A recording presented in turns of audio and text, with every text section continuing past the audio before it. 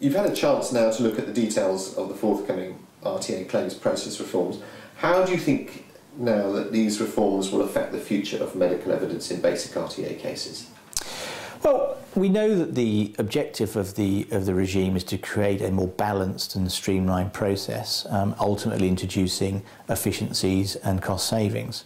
The fee structure that's been proposed seems to be quite straightforward, and I think that if cases stay within the regime, there will be significant savings. Importantly, I'm reassured to see that the proposals define the criticality of medical evidence and that they've put the onus on the medical practitioner to direct the claimant down the correct pathway, be it treatment, physiotherapy, or obtaining a second opinion and, of course, deciding on whether medical records are required. I think that this will ultimately save a lot of money and also a lot of time, because having those decisions in the hands of the medic is really where they should be. What is your understanding of the actual proposed fee structures?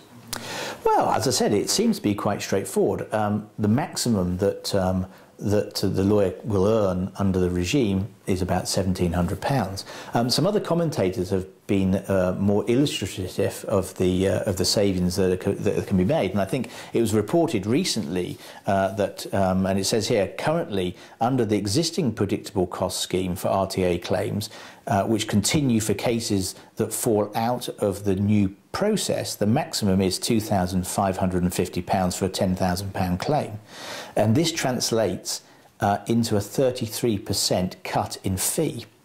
And where there is no dispute over the quantum, they will receive £1,200. And that's a potential saving, according to this commentator, of up to 53% drop in the fee. So some commentators are saying that there's a significant saving to be made there. And what do you think this will mean in real terms to mobile doctors? Well, over the last couple of years, mobile doctors have been focusing very hard on being able to deliver our medical evidence very, very quickly and in an electronic format. And we're able now to provide our reports within days, sometimes hours after the claimant's seen the examiner. So from the point of view of the reforms, I don't see that they're going to affect us significantly, because we have an overriding responsibility to the lawyer to provide him or her with the evidence as quickly as possible, and our focus with regard to that isn't going to change. So what exactly are the initiatives that mobile doctors have been developing or have developed over the last few years in preparation for these changes? Well, firstly, our database and our network of doctors. We've got an extensive nationwide network of doctors, many of whom are already using electronic tools to write their reports and transmit the reports. And of course, these tools will work very, very sympathetically with the proposed reforms. We've developed a partnership with Nuffield Health to enable us to deliver a full range of rehabilitation services, principally as well physiotherapy. And we're the only organisation in the sector that has a clinically governed triage process, which enables us to get the claimant into treatment very, very quickly and within the effective time scale, which enables us to develop or deliver very cost-effective treatment packages, especially as we apply to our process the evidence-based whiplash-associated disorder assessment, which means that we can devise a package for an individual person which will get them back to health at a fixed cost. We're looking at triage in a broader scope as well, and we're working currently with a couple of customers developing a GP triage service. And this is all about clinically assessing the claimant at the earliest possible stage post-accident, making the decision whether they need treatment, they need physio, do they need to see a specialist in another medical field, or establishing, and this is very important, establishing if they actually are back to full health, if they've recovered, if they're going to be recovered without the need for further intervention medically, and of course this is going to save not only a lot of money, financial savings, but it will produce a lot of time savings because cases will be able to settle a lot quicker. Okay. You mentioned costs and savings. The MRO agreement, which was re-signed this year, do you now think that is redundant, or is it's something now much more important in the industry than ever before? I think it's fundamentally very important. You know, the MRO has established the criticality of medical evidence, and I think with that goes the administration of the MRO agreement with regard to cost controls and regards to quality. It's absolutely fundamental. And the Association of Medical Reporting Organisations, is that now going to have a critical role to play, not just in the new process reforms, but also in influencing the future of any changes that may or may not occur?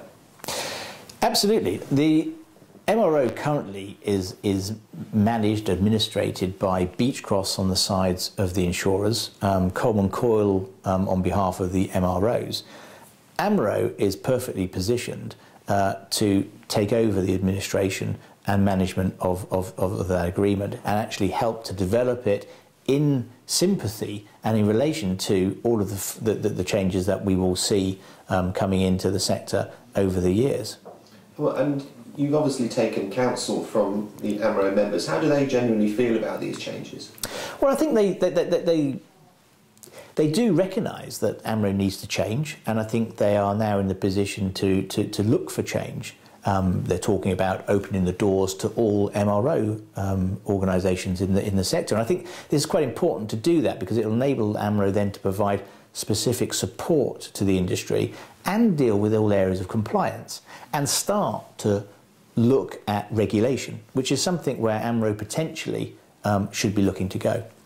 And what role do you think rehabilitation has to play in all of this? Do you still think it's important? I think it is. I mean, it's not just about medically assessing somebody. There's an obligation here to assess the person and put them through the right the clinical path to get them back to, restore them back to health. And rehabilitation is a fundamental part of that restoration process. Some, however, are questioning the validity of rehabilitation. How do you view it? Well, I think there is a cause to question the validity of some providers in the sector. We receive an awful lot of instructions for physiotherapy on a weekly basis. Many of those people have got a whiplash-associated disorder. In the past, these have been quite difficult to treat. You provide them with quite a lot of treatment, and I'm not sure if they've actually recovered or benefited from that treatment. As I explained before, Mobile Doctors are the only organisation within the sector providing reports and rehabilitation that has a clinically governed, evidence-based, fixed-price nationwide treatment packages. And I think that a lot of the providers in this sector will begin to follow what Mobile Doctors and Nuffield Health have pioneered over the last year or so. Finally, how do you think the reforms will develop over the coming months? Well, obviously, clarity will be sought for all those areas of uncertainty. I'm personally taking the views of the AMRO members and trying to document all of their concerns and issues over that and make representation to the appropriate bodies. But fundamentally, I think for the reforms to work, companies like Mobile Doctors and other healthcare providers within the sector need to be able to deliver without compromise to the rehabilitation standards and without forgetting the claimant. At the end of the day, the overriding objective here shouldn't be forgotten, and that is access to justice.